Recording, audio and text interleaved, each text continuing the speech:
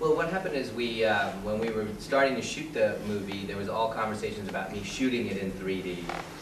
And for my own personal reasons, I felt like the process was, at that time, too cumbersome to get the performances out of children.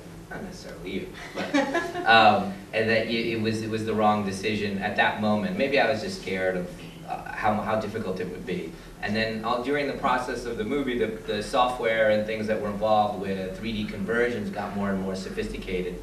And they would do tests for me during posts. And at first I said, no, I'm not, this is not working for me. I need to understand it in a storytelling way. And then as the tests were getting better and better, I saw Tim's movie, Alice. And it really just hit me that it was just another tool, like any other tool, like the score or sound effects. And then in the hands of a great filmmaker like Tim, it enhanced the feeling of going into a fantasy world.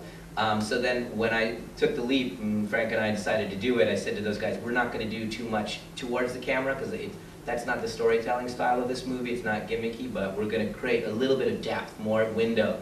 I said to everybody, we're going to approach this as if we're going from stereo to 5.1, or from DVD to Blu-ray. That's the only way we're looking at, just a slight immersion enhancement to the movie. And the group that we had was so in love with the movie, the 3D company, that they were very, very, very respectful, and I kept having to push them to add depth and all, because they wanted to keep it a very one-tonal movie, which I appreciated from them. I think that if we will look, as time goes by, maybe like in 6 years, we'll look behind the technology, we'll have gone so far.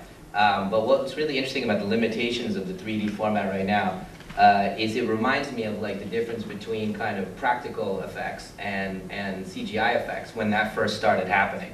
And like, when I watch E.T., I just couldn't imagine it now with a CGI E.T. It just would be not the same. It needed the limitations of the puppeteering and the eyes open, all of that stuff. And as soon as you add the unlimitedness of the CG thing, it loses its language to me. So it's really interesting how you use the limitations of technology at each moment in time to tell its particular story.